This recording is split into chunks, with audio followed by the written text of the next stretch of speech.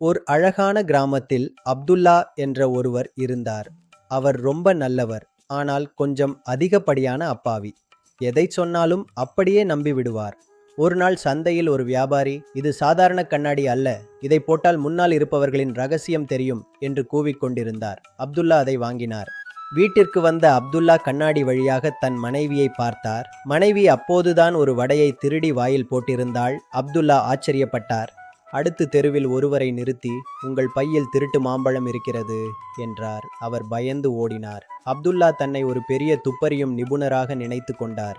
மறுநாள் கண்ணாடியில் ஒரு சிறிய ஈ ஒட்டியிருந்தது. அதை போட்டுக்கொண்டு வெளியே பார்த்த அப்துல்லா, ஐயோ, ஊருக்குள் ஒரு பெரிய ராட்சத பூச்சி வந்துவிட்டது என்று அலறினார். ஊரே திரண்டு வந்தது. நண்பர் கண்ணாடியை பார்த்து, அப்துல்லா, இது ராட்சதன் இல்லை, உன் கண்ணாடியில் ஒட்டியிருந்த ஈ என்றார். அனைவரும் சிரித்தனர்.